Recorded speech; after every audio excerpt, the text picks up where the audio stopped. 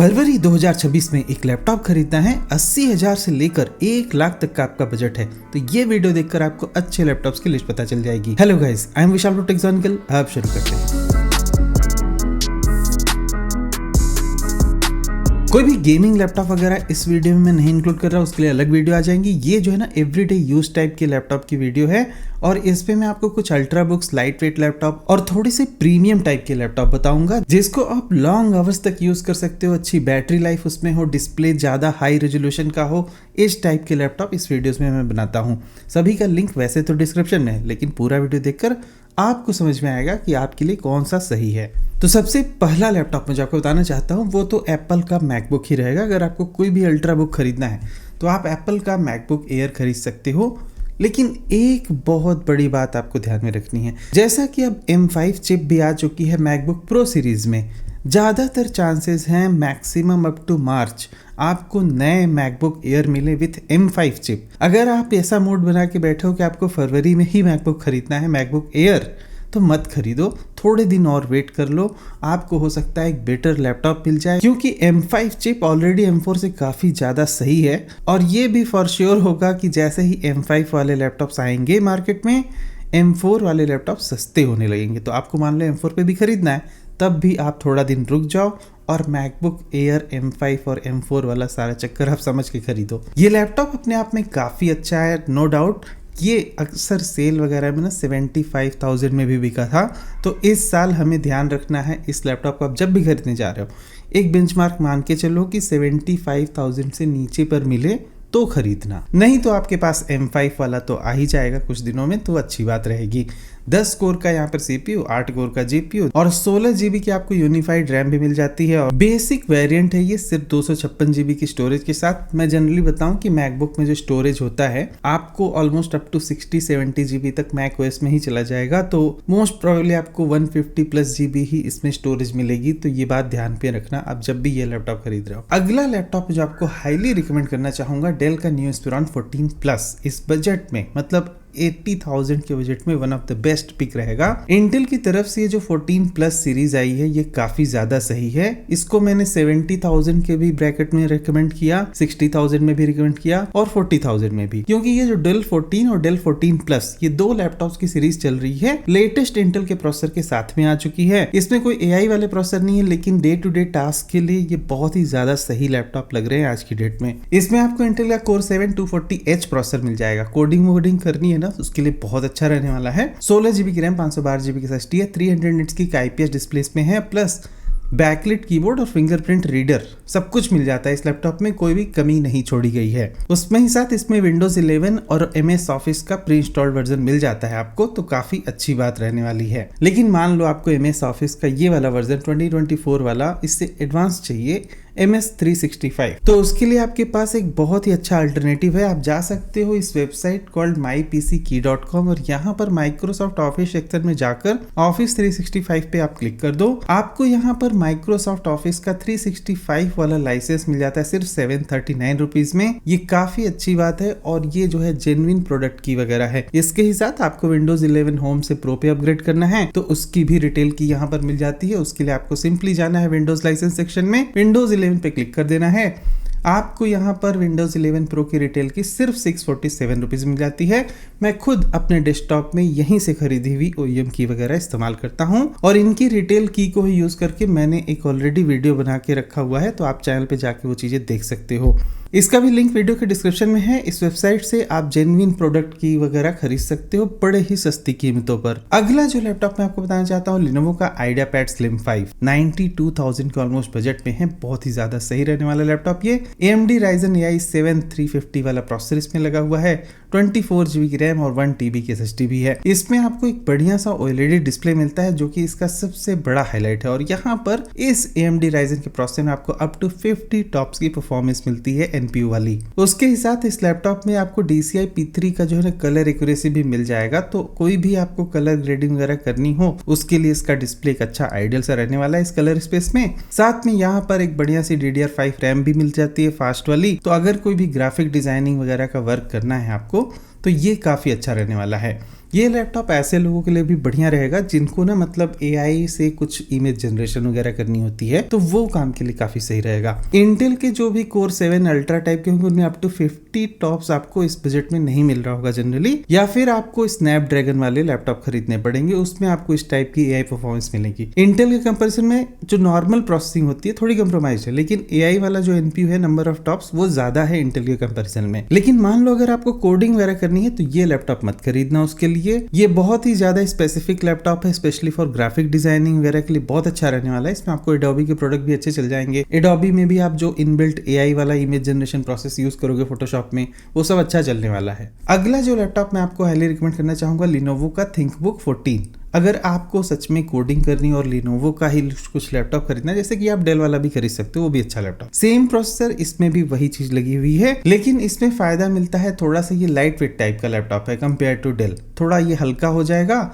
और इसकी जो बिल्ड क्वालिटी है, लुक एंड फील थोड़ा डेल से ज्यादा सही लगता है मुझे। तो यहाँ पर वही सेम प्रोसेसर Core 7 240H वाला मिलता है, 16GB की रैम, 512GB की SSD। एक जो प्रॉब्लम है यहाँ पर MS-DOS है। तो मैं आपको DOS वाला भी लैपटॉप क्यों रिकमेंड कर रहा हूँ? ऑफ कोर्स आप विंडोज का लाइसेंस वगैरह बड़े ही सस्ती कीमतों पे खरीद सकते हो, मैंने बताया कैसे। अब यहाँ पर आपको बाकी सब चीजों पे कोई भी कंप्रोमाइज करने की जरूरत नहीं है। बैकलिट कीबोर्ड, फिंगरप्रिंट रीडर सब कुछ मिल जाता है इस लैपटॉप में। एक बढ़िया सा हाई फाई सा प्रोसेसर, अप टू 5.2 GHz तक इसकी मैक्सिमम फ्रीक्वेंसी जाती है, और इसके डिस्प्ले में भी कोई कंप्रोमाइज नहीं है। बहुत ही बैलेंस स्पेसिफिकेशन के साथ में ये लैपटॉप आ जाता है। अगला जो लैपटॉप है वो है HP का OmniBook 7, और ये लैपटॉप है पार्टिकुलरली इंटेल की तरफ से एक AI लैपटॉप। इंटेल का Core Ultra 5 255H आपको मिल जाता है इसमें। अब देखो, बहुत सारे लैपटॉप अभी भी मार्केट में मिल रहे होंगे जो इंटेल Core Ultra 5 125H या 155H पे होंगे। अगर आप 85,000 से ऊपर कुछ ऐसा जा रहे हो तो आपको ये वाले प्रोसेसर वेरिएंट पे ही जाना चाहिए, क्योंकि ये लेटेस्ट है। जो 155H हुआ करता था वो इससे पुराना प्रोसेसर था। अब ये नया प्रोसेसर जब सेम प्राइस पे मिल रहा है तो आपको एक पुराना लैपटॉप नहीं खरीदना चाहिए। मेरे इन वीडियोस में मैं अक्सर इन बातों पे गौर करता हूँ और आपको बताता हूँ। हर महीने मैं ये वीडियोस लेके आता हूँ ताकि आप पूरी तरह से अपडेटेड रहो। लैपटॉप में क्या नया चल रहा है, कौन सा नया प्रोसेसर आ रहा है, वो सब कुछ आपको पता चलता जाएगा अगर आप चैनल को सब्सक्राइब कर लोगे तो। और इसमें जो है ना 1 TB की आपको SSD भी मिल जाती है। विंडोज 11 MS Office 365 वाला मिलता है 2024 एडिशन। लेकिन एक जो प्रॉब्लम मुझे इस लैपटॉप में लगती, थोड़ा सा मतलब वेट ज्यादा है, जस्ट लाइक डेल। लेकिन हाँ, इस लैपटॉप की बिल्ड क्वालिटी वगैरह अच्छी है। अब देखो, इस प्रोसेसर में आपको Ultra 5 255H में अप टू 47 टॉप्स की परफॉर्मेंस मिलती है। थोड़ा सा कम है जो Ryzen वाला प्रोसेसर मैंने बताया AI7 350 से। एक बड़ा एडवांटेज है 3K रेजोल्यूशन का एक बढ़िया सा OLED डिस्प्ले। अगर आपको ग्राफिक डिजाइनिंग वगैरह या कोडिंग वगैरह सब कुछ करना है और आप बहुत ज्यादा हाई फाई AI परफॉर्मेंस नहीं चाहते हो तो एक ये लैपटॉप खरीद सकते हो, बहुत ही ज्यादा सही रहेगा। इस लैपटॉप की एक और खास बात रहेगी ना, इसमें आपको क्योंकि 14 कोर वगैरह मिल जाते हैं तो बाकी सारे काम, मल्टीटास्किंग वगैरह बहुत ज्यादा अच्छी होने वाली है। उसके ही साथ एक और एडवांटेज है Wi-Fi 7 और Bluetooth 5.4 इसमें दिया हुआ है। Wi-Fi 7 की वजह से इंटरनेट की स्पीड का रिसेप्शन जो होता है ना इन लैपटॉप्स में, इनका रेंज थोड़ा सा बढ़ जाता है। आप थोड़ा राउटर से अगर दूर भी हो, लेकिन हाँ, राउटर भी Wi-Fi 7 वाला ही होना चाहिए उस केस में, तो इनका जो रेंज है थोड़ा सा ज्यादा हो जाता है, तो आपको ज्यादा अच्छी स्पीड वगैरह मिल जाती है। अगला जो लैपटॉप है Asus का ZenBook A14। कई बार मैं इसे रिकमेंड करता रहता हूँ अक्सर, इस महीने भी मैं रख रहा हूँ लिस्ट में इसको। ये है वो वाला वेरिएंट जिसमें Snapdragon X Elite वाला चिप लगा हुआ है। इससे कम पे और कुछ मत खरीदना। वैसे ये लैपटॉप दिखने में बहुत ज्यादा अच्छा। अगर आपको Apple MacBook Air के बाद कोई एक लैपटॉप खरीदना है जो बहुत ज्यादा अच्छा दिख रहा हो, प्रीमियम से डिजाइन और फील लेके आ रहा हो, तो ये लैपटॉप खरीद सकते हो। और plus long battery life, just like Apple MacBook. क्योंकि इसमें ARM आर्किटेक्चर वाला प्रोसेसर लगा है तो ये बड़ी ही कमाल की बैटरी लाइफ आपको प्रोवाइड करता है। और साथ में ये बहुत हल्का लैपटॉप, सिर्फ 0.98 kg, तो समझ सकते हो कि 1 kg से भी हल्का लैपटॉप है। तो आपको इस लैपटॉप को खरीदना है अगर आपको एक हल्का मेटेलिक सा बहुत बढ़िया सा लैपटॉप दिखने वाला चाहिए तो आप इसे खरीद सकते हो। परफॉर्मेंस की मैं क्या बताऊं कि मतलब आपको MS Office, Chrome टैब्स, ये सब कुछ तो आराम से हैंडल हो जाएंगे इस टाइप के लैपटॉप में। लेकिन स्नैपड्रैगन की जो है ना सपोर्ट अभी एप्लीकेशंस का थोड़ा कम है, तो उन बातों को ध्यान में रखते हुए आपको खरीदना होगा। अगला जो लैपटॉप है वो है Lenovo का Yoga Slim 7। 1,04,000 रुपीज के बजट में एक ये जो प्रोसेसर्स आए हैं ना, बड़े ही कमाल के, मतलब आप इन्हें खरीद सकते हो। अप टू 40 टॉप्स की AI परफॉर्मेंस वगैरह ऑफकोर्स मिल जाएगी, प्लस 16 GB की रैम, 1 TB की SSD, एक बढ़िया सा OLED डिस्प्ले आपको मिल जाता है और ये भी लैपटॉप काफी हल्का सा है। इस बजट रेंज में जाने के बाद आपको long battery life, premium design और हल्का वेट, ये सब कुछ जो है ना कॉमन फैक्टर है जो मिलता ही मिलता है लैपटॉप में, तो इसमें भी वो चीजें मिल रही हैं। अगला जो लैपटॉप है Asus का ExpertBook P5, ये मैं रिकमेंड करना चाहूंगा आपको 95,000 के बजट में। आपको मैं जानकारी के लिए बता दूं, बहुत सारे आप में से व्यूअर्स मुझसे 60 और 70 हजार रुपए में Asus का ExpertBook P1, P2, P3 वो सब कुछ क्या क्या आ गया है ना, वो खरीदने के लिए बोल रहे थे। मैं बोलूंगा उसे मत खरीदना, क्योंकि वो जो नए लैपटॉप्स लॉन्च हुए भी तो वो भी 13th जनरेशन के प्रोसेसर पे लॉन्च हुए। 14th जनरेशन वाले प्रोसेसर उसमें नहीं मिल रहे हैं। आपको अगर Asus ExpertBook में कुछ खरीदना ही है तो बजट 95,000 ले जाना पड़ेगा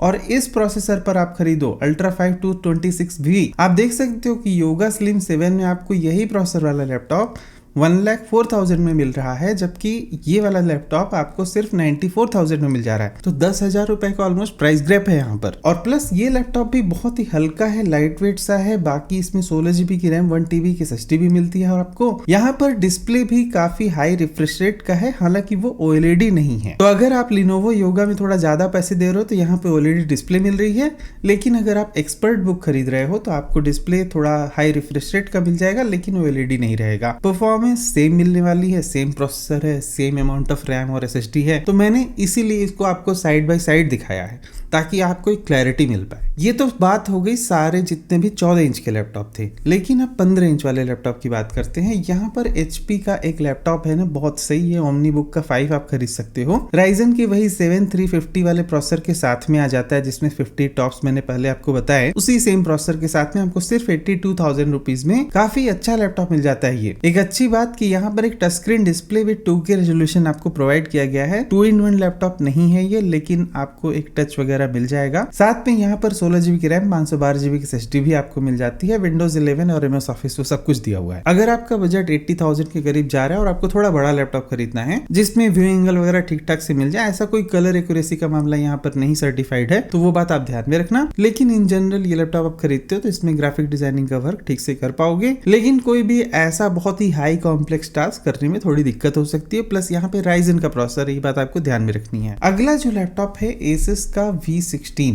ये जो है ना, ये मुझे बड़ा इंटरेस्टिंग लगा। ये जैसे कि मैं इसको इसलिए बता रहा हूँ, डिस्पाइट बीइंग हैवी लैपटॉप, आप में से कुछ लोग क्रिएटर टाइप के होते हो, मतलब आपको ग्राफिक डिजाइनिंग करनी है या फिर वीडियो एडिटिंग करनी है, और उस मामले में ये काफी हल्का लैपटॉप है जो कि ऑलमोस्ट गेमिंग जैसा है लेकिन फिर भी पतला है। इस लैपटॉप में आपको इंटेल का Core 5 210H मिल जाएगा। ये वाला जो प्रोसेसर है इसमें कोई NPU नहीं होता है, आपको ध्यान रखना है। ये अल्ट्रा सीरीज नहीं है, ये Core 5 चल रहा है। जो Core i3, Core i5 इस टाइप के होते थे, अब इंटेल ने उनको बदल के Core 3, Core 5 ऐसा कर दिया है। तो आप देख सकते हो कि ये इनका कंपैरिजन भी करके दिखा रहे हैं कि 13420H ये वही प्रोसेसर है, उसका अपग्रेडेड मॉडल। और प्लस इसमें 6GB का आपको डेडिकेटेड ग्राफिक मिल जाएगा RTX 3050 और 144 हर्ट्ज का रिफ्रेश रेट। तो ये सारी चीजें मिला के ये कंप्लीट पैकेज बहुत सही बनता है। आपको कुछ वीडियो एडिटिंग जैसा काम करना है और एक स्लिम लैपटॉप चाहिए तो ये वाला एक ऑप्शन अच्छा है, आप उसे खरीद सकते हो। अगला जो लैपटॉप मैं आपको बताना चाहूंगा Asus का VivoBook S16। जो S सीरीज है Asus की, वो जनरली मतलब काफी अच्छी है इनकी, और इस हिसाब से देखा जाए तो इसमें ना Ultra 7 255H मिल जा रहा है आपको, सेम प्रोसेसर जो मैंने आपको पहले कुछ लैपटॉप्स में दिखाया। पहले जितने भी लैपटॉप मैंने दिखाए थे वो 14 इंच के थे। अगर 15 इंच में आपको कुछ खरीदना है तो ये वाला आप कंसीडर कर सकते हो। इसमें भी आपको बैकलिट कीबोर्ड वगैरह मिल जाएगा। जनरली जो ये S सीरीज है नोन फॉर परफॉर्मेंस। अब यहाँ पर कंपैरेटिवली मेनी अदर लैपटॉप्स यहाँ पर 70 वॉट आवर की बैटरी मिलती है, लेकिन फिर भी क्योंकि H सीरीज का प्रोसेसर है तो बैटरी लाइफ का रेंज होता है वो ऑलमोस्ट सिमिलर सा रहता है। अगला लैपटॉप मैं आपको बताना चाहता हूँ डेल का 16 प्लस। अगर आपको ज्यादा रिसर्च नहीं करना है, आपने जितनी भी मेरे वीडियो में जो लैपटॉप मैंने बताया ना, ज़्यादा रिसर्च नहीं करना है, कुछ भी एक खरीद लेना है और वो स्टेबल हो, थोड़ा रिलायबल ब्रांड से हो, डेल 16 प्लस ये आप खरीद सकते हो। इसमें आपको इंटेल का Core Ultra 226V वाला प्रोसेसर मिल जाता है, एक जेनरिक सा प्रोसेसर 8 कोर के साथ में, प्लस इसमें AI वाला जो है टास्क काफी अच्छा हो जाता है। एक अच्छा सा IPS डिस्प्ले है 2K रेजोल्यूशन का, जो कि फैंटास्टिक सी बात है। इस लैपटॉप में आपको एक अच्छा सा बैकलिट कीबोर्ड भी मिल जाता है, साथ में फिंगरप्रिंट रीडर भी दिया हुआ है, काफी अच्छी बात है वो, और कोई भी कमी नहीं छोड़ी गई। बड़ा सा टच पैड, 64 वॉट आवर की बैटरी, 40 टॉप्स की NPU परफॉर्मेंस, मतलब नो ब्रेनर टाइप लैपटॉप। 80,000 का बजट है, एक रिलायबल ब्रांड से कोई भी लैपटॉप खरीदना है, Dell 16 plus is the option you should go with. इसी का एक दूसरा वेरिएंट भी आता है, जो आप अगर आपका बजट थोड़ा ज्यादा जा रहा हो, आपको थोड़ा और अच्छा प्रोसेसर चाहिए, तो आप अल्ट्रा 7 256V वाला खरीद सकते हो। इसमें आपको थोड़ी ज्यादा अच्छी परफॉर्मेंस मिल जाएगी। यहाँ पर number of course of course 8 ही हैं, लेकिन यहाँ पर मैक्सिमम क्लॉक स्पीड थोड़ी बढ़ जाती है और 47 टॉप्स की परफॉर्मेंस मिल जाती है। बाकी सब कुछ सेम टू सेम है, सेम ही लैपटॉप है दोनों। और इसका ना 14 इंच वाला वेरिएंट भी आता है, ऑफ कोर्स जो डेल 14 प्लस मैंने आपको पहले ही दिखा दिया, तो वही चीज यहाँ पर आपको डेल की वेबसाइट पे भी मिल जाएगी। फिलहाल सभी लैपटॉप का लिंक वीडियो के डिस्क्रिप्शन में है, वहां से जाके आप चेकआउट कर सकते हो। मिलते हैं अगले वीडियो में कुछ और टॉपिक के साथ, तब तक goodbye, thank you for watching, will see you again there.